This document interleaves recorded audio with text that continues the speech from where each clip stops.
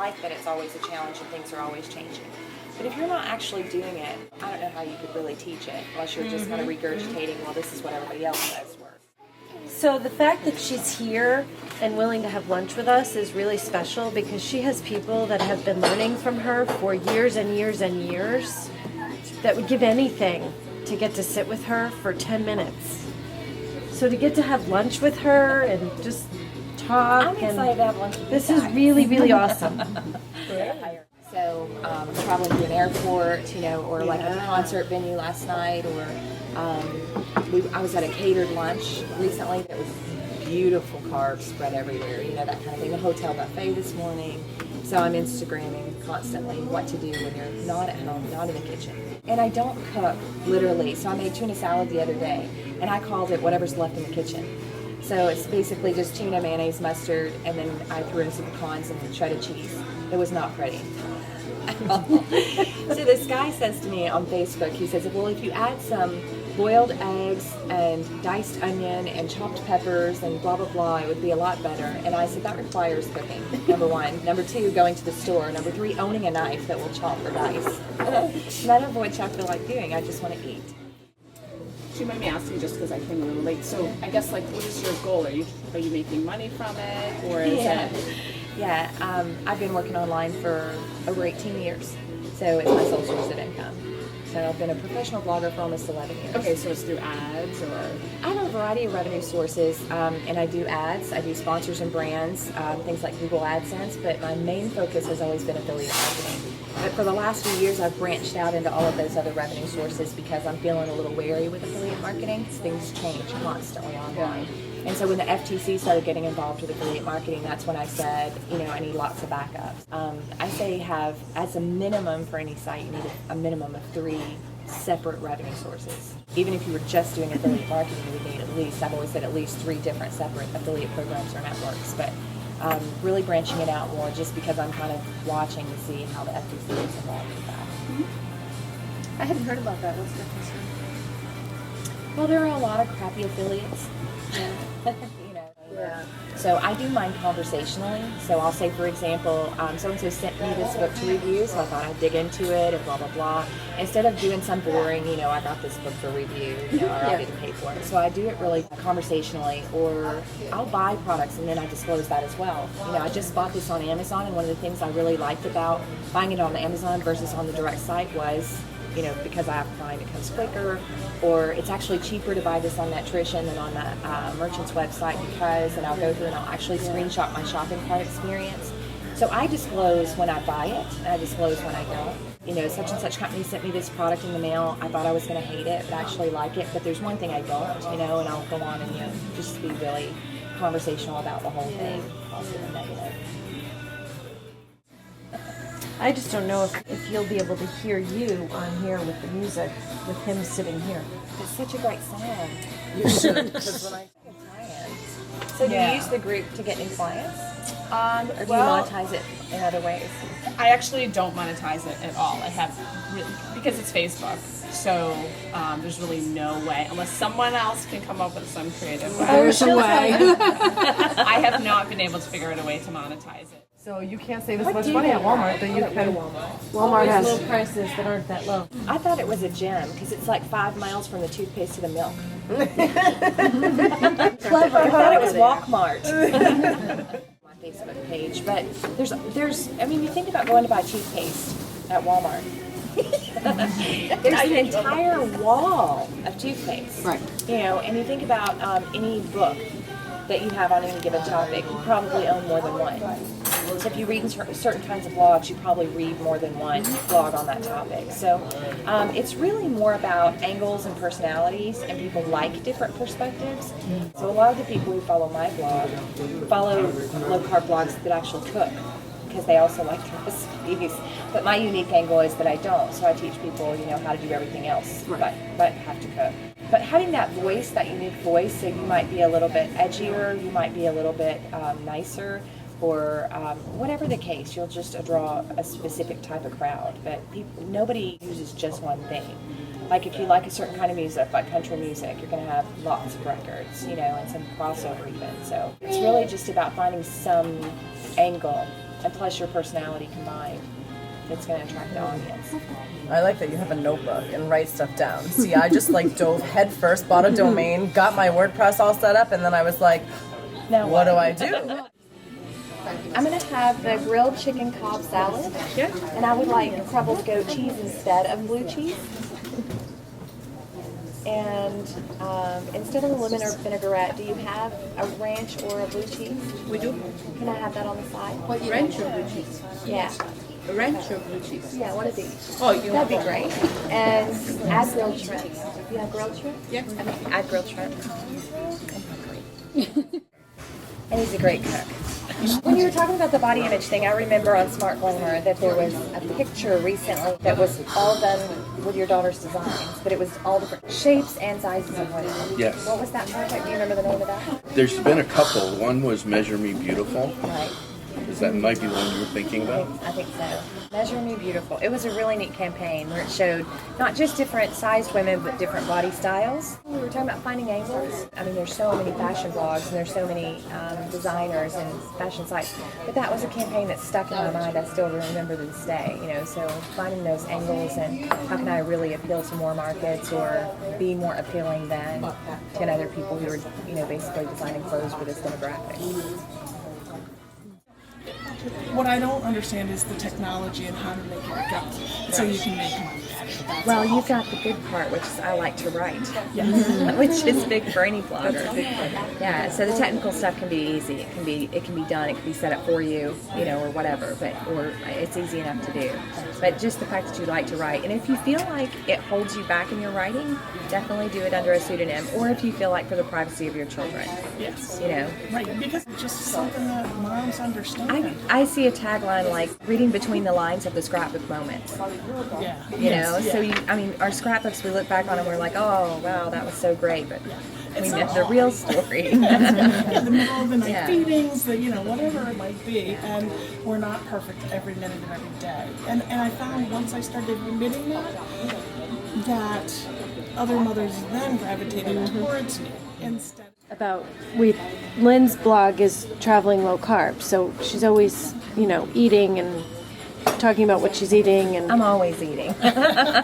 it's not just the perfect food pictures that she gets. Whatever food gets in front of her and whether the food's dripping down her face, and people like that she's real, that she's not making it all like the perfect world. Because, you know, if you make a recipe off something you find on Pinterest, it doesn't look like that with this little sprig of green and this little drizzle of whatever in the world that is, because I don't cook, you know, it doesn't look like that at all. And you take a picture of it in your own kitchen with bad lighting and you're like, wow, you know, that looks horrible. That's what my pictures look like.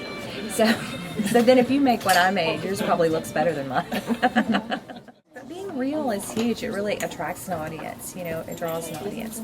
Not to say that you shouldn't, you know, do the best that you can, you know, as far as editing if you're a writer or, you know, food presentation or what have you. And right on cue.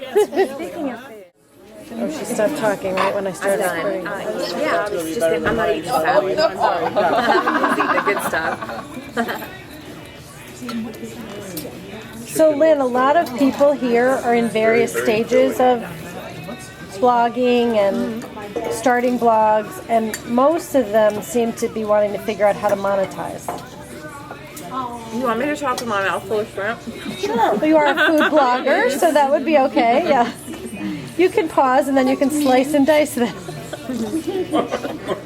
Well, slicing and dicing video I can do.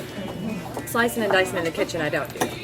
I always say if you can build an audience, you can monetize it. So the key is to build an audience. That's it. And if you have an engaged, active audience that's responding to what you have to say, people are going to flock to you to give you opportunities to make money. So focus on building an audience. Don't focus on getting traffic, and don't focus on how do I make money. Focus on build an audience and how can I serve them? How can I serve them specifically? The reason I say don't go for getting traffic, this is important because that used to be the big thing. How do I get more traffic? Traffic to my website, blah, blah, blah. But now you don't even need it. So you have so many different sources for your audience. So you have an Instagram audience, you have a Facebook audience, you have Facebook groups, you have other bloggers platforms, you have your email list. You just have so many different sources and places to reach your audience. So instead of always trying to pull them and push them back to your website, meet them where they are, whatever platform they're on, and convert them there. So that's why I say build an audience instead of get traffic, and that's kind of changed in the last 4 or 5 years specifically, but more so now. So I have great conversions inside my Facebook group and via my email list, for example. So Facebook groups and email lists right now are my 2 most responsive communication tools. So instead of trying to drag them back to my site all the time, I'm feeding them literally wherever they are. Do you recommend sharing your posts within multiple groups to try to gain traction? No, that's spamming. That's group spamming. So the question she asked is, do you share your blog post in multiple groups, like Facebook groups? And I call it group spamming. In my own group, I do, because I use it kind of as an FAQ. So if people in my group ask me questions, I'm like, that's a great question, and I'll write a blog post about it, and then I'll give them the link, and I'll say, thanks so much for asking that. I think a lot of people would like to know that. And so I kind of use it as a resource. So most of my traffic comes from my own Facebook group. As far as other people's Facebook groups, it's usually not allowed. It'll get you kicked out or banned real quick, or, you know, burned at the stake, so to speak, like they do in Facebook groups sometimes. So I don't do that at all. But the one thing I do, since you can only participate in Facebook groups as your personal profile, not as your page, the one thing I do is I make sure my personal profile is optimized, even for people who aren't my friends. So if you hover over my name, like who in the world is she, to answer this question, it says it's linked, hyperlinked to my page. In your About section, when it says you work at, you go in there and start typing the name of your page, and it'll come up and it'll hyperlink it in your profile. So if you're going to do group marketing, do it that way, so that it's in your About description for your personal profile and also hyperlinks to your page. Well, that's a great idea. I didn't know you could do that. That's a great idea. Do you use Google Plus a lot? I do, specifically for, I think Google Plus is kind of one of those things. Google does away with a lot of their products. Right. So it's not something that I'm banking on, so to speak. But the reason I use it is because you end up in the search results. So a lot of times you'll see Google Plus in the search results in the top 10. And it's from people you're connected with, people you've exchanged emails with, or people that are connected to people you're connected with. Yeah. And so I get a lot of indirect Google traffic through Google Plus, so I always make sure to choose my words carefully. Like, I don't just post my blog post, I put a paragraph with it, you know, leading into ... Yeah. So for example, using keywords, and you can use hashtags on Google Plus too, but you don't want to overdo it. But I might say, you know, my 13 favorite low carb snacks. That way, if somebody's searching low carb snacks and they're connected or in some kind of a way with me or somebody I know, it can come up in the search results. But so instead of just linking to the post, I might say, you know, 13 of my favorite low carb snacks. Number 6 is one I eat every single day. You know, and this is like the curiosity factor. People want to know, what does she eat every single day besides coffee? So always put text with that on Google Plus for the indirect traffic. I just find that we don't always get a lot of response in Google Plus, you know. I get hardly any response to Google Plus, but every platform is to be measured differently, and for that it's indirect search. And for Instagram, it's really hard for traffic. However, big brands will pay you big money for an Instagram following. So for that, it's about numbers. So it's not about traffic.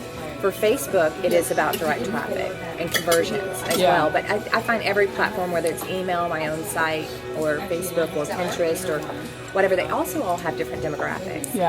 So Pinterest is good for people who collect things, whether it's yarn or recipes or like mentally collect things or whatever, like travelers. You know, they collect like places to go.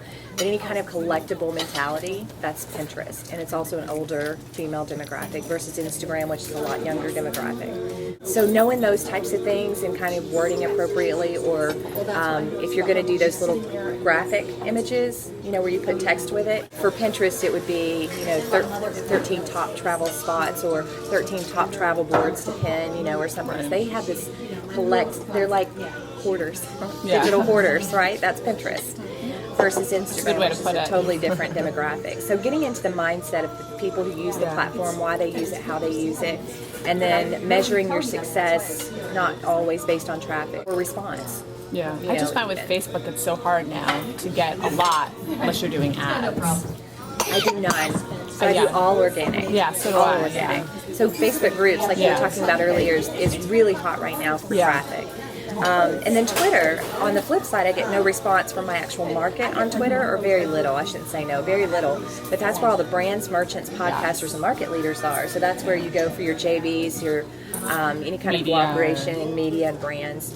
So brands will respond to me on Twitter, where they ignore me on Facebook, but my market responds to me on Facebook, you know, and so you have to measure each platform based on the benefits of it specifically. Like, it's not really a one size fits all, but as far as, should I dump this just because I don't get traffic or response from it? No, if you're getting indirect Google traffic. Right. That's perfect summation. Thank you.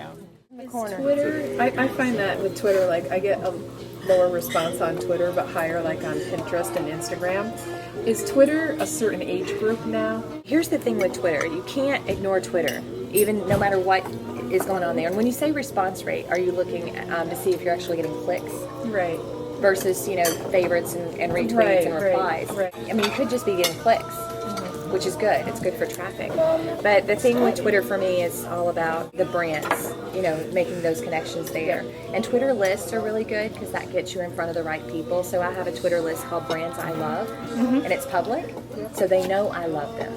You know, and they get notified and they see that they're on that list and they see who else is on that list, and it gives somebody kind of a good profile idea if they're looking to work with you.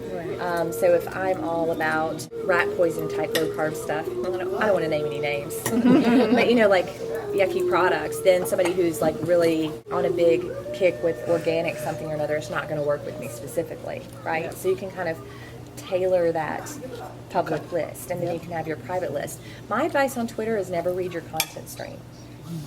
Ever. It's rude, it's snobby, but it's just something that will suck you in, and it's like, you know, there's just so much chatter there or whatever. So instead, make lists and then have time blocks. I love my time blocks. And if you're wanting to work with brands or solidify some of those relationships, like 10, 15 minutes a day, then you have a time block for that. You go to that Twitter list, and that's the people that you read their stuff, you know, or communicate with or see what they have going on. So I have different Twitter lists. Some are private, some are public, but food bloggers, travel bloggers, you know, depending on what topic or what objective I'm working on with Twitter that day. But Twitter's a great place to connect with, you know, finding opportunities for podcast interviews or guest blogging. Or the thing about Twitter is they had a huge boom a few years ago, like 08, 09, right? Huge boom. Right. And then they kind of lulled for a little while, but they're in their second boom right now, specifically because of the mainstream media. So you can't watch a TV show or CNN or any sporting event or anything without seeing hashtags or without seeing tweets across the bottom. Yep. So the mainstream media has taught people to go to Twitter, and they've gotten them engaged and involved so that they're all talking to each other about their shows without even having to be friends. So because the mainstream media they're doing all the work for you. They've got your market on Twitter, so you have to be there, like it or not, like Twitter or not. And hashtags, obviously, without overdoing it, are the key. That although with Instagram you want to overdo it, I guess. Yes, you do. Instagram's all about hashtags. Do you load by Hootsuite, or because that's No. one thing? And there's a couple of reasons. Like, I've tried, and I'm still working out the best way to do that. But the problem with using any kind of automation is that it uses its own URL, which can be a real issue. Not just for branding, but also with algorithms. So it can get you kind of phased out of the feed. I just mean, you know, for myself, because I do social media for If other you're doing companies. text so only. Now, if I were doing text only, like tips, and I Yeah. wanted to put out, you know, 10, 12 tips a day, and it was text only and there were no images and no links, I would use Hootsuite. Yeah. But anything that mine, has I always do images. anything that has an image or a video or a link of any kind, I wouldn't use it. But then how would you do it if I have to do it for, say, 10 different companies and you want to put something out on Twitter twice a day? That'd be impossible. I wonder suppose what you a would big use company Hootsuite. is. Yeah, brands. What the thing to do if you're gonna do it with Hootsuite is you can get a branded domain. You can get your own shortener, so that mean, like, Hootsuite not uses Bitly? your. Yeah, Something don't ever different. use Bitly. Period. No Bitly. I have a really good blog post called 8 Reasons Not to Use a URL Shortener. If you want to Google that, so you can read all about that. But Hootsuite does have the option of having your own domain turned into the shortener that you use. And if you're going to use Hootsuite, definitely go that option. So, Yeah, that's what I do. right. I found it difficult because the real reason I wanted to use Hootsuite was I have multiple accounts. Right. So I have 2 Facebook pages and 2 Twitters, and The problem with that is you can only use one domain shortener, so it would have to be something generic enough for both my markets, which I don't really like is that difficult idea. for me, yeah. So then I would have to do a PR page, like a one page that's generic enough with just my headshot and my contact information and not anything blog specific on that domain in case people backed out to it, and they will, because that's the nature of people. It's hard when because I manage so many different accounts. So I have to make my life easier, or else I'm literally in front of my phone 24 hours a day. If it were my account, I would do it manually. Sure. But if the way you're doing it, I would use doing it for Hootsuite. multiple, right? And that was avocado and chicken I was talking with my mouth full, just for the record. Lynn, can I ask you a question? How do you feel about how do you feel about kids blogging? I'm fine with it. Any things to watch out for? Do you have kids blogging, or what are you concerned about? Well, my daughter and her friend are actually thinking of becoming vloggers as opposed to bloggers, and I've already shut that down because I really don't want them out there on video all over the place. My advice is use pen names. And the reason is because they'll grow up someday. I mean, it's great now while they're kids, but they'll grow up someday and they'll buy property. Right. And then it's easy for anybody to find them, public records and that kind of thing. So it's good to start out with a pseudonym or a screen name, something to go by. The other thing is for privacy purposes, because I had somebody show up at my back door, and that's the thing you're kind of concerned about, a lot of times with the video and kids blogging. So having, if they have a mailing address, it needs to be a P.O. box, and it's good to have your phones and your cell phones billed to that P.O. box specifically, so the types of things people can look up on you and end up at your back door. And then you have to move. There's no way to undo it. Right. I would take those precautions, but as far as personally, me as a mom, it was an open technology household because it's their generation. Right. And by the time they turned 18 and could make their own decisions, I felt like they needed all the skills and capabilities and whatever it was going to take to be in college even, So I'm kind of liberal with it, but I say as a parent, it's your choice.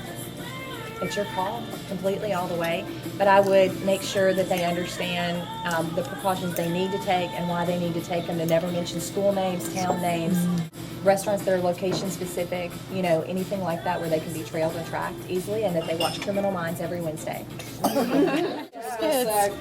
Scary. Well, yeah, because I was an adult when it happened to me and it wasn't fun at all. So it just happened to be, and I wouldn't normally just answer the door, it was my back door. At night, right? So it was my daughter's birthday, and she was, 8 or 9, maybe 11. She might have been 11. Anyway, she's having a sleepover, slumber party, get together. I just made a big, not low carb lasagna for this get together or whatever. So we're all in, boxer shorts and PJs and tank tops and ponytails and, this kind of thing. And I thought it was another one of her friends showing up. And I swung the door full open, which could have been a really bad situation. Luckily, I have just a little bit of crazy in me, and I was able to back him out the door. But that's not a good situation. And that happened back when Google first published the white pages. And they had been publishing the yellow pages for a while, but for whatever reason, they decided to publish, residential listings, right? And and back then everybody still had landlines. So you were, billed to and attached to and everything. So they did that very briefly, and then they took it back offline. But like I said, once it's out there digitally, it's over with. All you had to know basically was name and or state, depending on how common the name was. And you get a Google map. Scary. It was scary. Still is scary. In the end. As I'm chasing him down my driveway in my boxer shorts, right? I'll be back. Good. Lori will make sure of that. I don't think you can leave here. It's like Wayward Pines, you go down that one road and then it's welcome back to Sweetberry. That one road down the main drive. All the way. It was nice meeting you. As you go, as you're teaching and as you're doing things in the trenches, is to do a monetization brainstorming exercise. So just keep a running list of every product you recommend, everything people ask you about, everything you use yourself, so certain kinds of mats or whatever the case, And so I would just keep a running list, and that will be the things you want to recommend first. And you can even do a resource checklist. and mention here's all the products I use and love, and then link to each of the blog posts that tells more about them. So that makes kind of a really good checklist. You can put on like checklist.com and various other places, things like that. So just depending on what kind of content they allow, and then you can repurpose that into a SlideShare for slideshare.net, I think it is. And just kind of a brief overview. I use this because. I use this because of the top 12 things a yoga instructor uses herself, and so you can repurpose that into SlideShare and video and a checklist and like lots of different things, but then have that specifically linked to the blog post where they can learn more information about it. Just kind of an easy thing to get started. All the stuff you use yourself. So. Hence the online, because then you can go wherever you need to and you don't have to smell anybody. So that sounds ridiculous, but it's true. I think that's a good line. I like that. But Yes, why do you work online? So I don't have to smell anybody. yeah, so there's lots of different ways in addition to the affiliate marketing and your own services and products. You can get advertisers, sponsors, do sponsored work with specific brands. There's lots of different things like that. But the big thing I will say starting out, just 7 or 8 blog posts in, is always have a call to action. Yep. Even if you think nobody is reading your blog and you're talking to yourself, that's okay. Always have a call to action, and it needs to be, the call to action is just a formal word, but it needs to be the next best click. After you read this, you should go here next, and why. It may be something on your blog, it may be something via an affiliate link, it may be you should sign up for my newsletter because. Use the word because as much as you can, because it works. But always give them the next best click. Have you ever been on a website and you read all the way down to the bottom and the only thing they give you is a footer and a copyright notice? Yeah. It's kind of frustrating because then the next best click is the back button. Yeah. Right, so you have the option. And it's training your readers to get resources from you, to look to you for recommendations. So even if it's a direct link to another site, if it opens up in a new tab or window, that's great. Just train them to click. Train them to read your content and use it and go on to the next step. Okay. You're actually serving your market better by giving them a link than you are by making them click the back button. I find it easier to kind of look at it from that perspective. It also, from the very beginning, also talk about products. Okay. Get them used to that. So don't wait until you have a huge audience and then all of a sudden take on a sponsor or talk about products, because then you have that, they call it tribal marketing, but I have nightmares of them coming after me with spears. So I look at it like from a different perspective, but they really backlash on you if you do things different. So from the very beginning, talk about products freely, even without an affiliate link. Say, I love this and why, I don't like this and why, or I love this but. Here's the drawback, but it's still worth it, that kind of thing. And get them used to hearing you talk about what you like, what you don't like, what brands you like. Like everybody knows I love Daisy brand cottage cheese and sour cream. I don't just like cottage cheese and sour cream. Everybody knows I love Daisy brand. And whenever I mention cottage cheese, I say Daisy brand with it. I have no affiliation with Daisy brand. If I could score one, that would be great. Yeah. But any other food company is going to look at that and say, I'd love to work with her because she's very specific. She doesn't just show a bowl of cottage cheese she's eating for breakfast, literally, but says it's Daisy brand cottage cheese. And then I always put a little thing below it that says this is the only brand I buy and here's why. I challenge people all the time to go to the store and look at every other brand on the shelf and not buy Daisy brand. And I'll say that a lot of times. So it doesn't matter if I score a relationship with Daisy or not. What matters is that other brands who may want to be putting money somewhere will see, that that's the way that I talk to my audience when there is no relationship involved. So just be liberal with product talk, and regardless of whether you're making any money at it. It'll get brands' attention and it'll train your audience.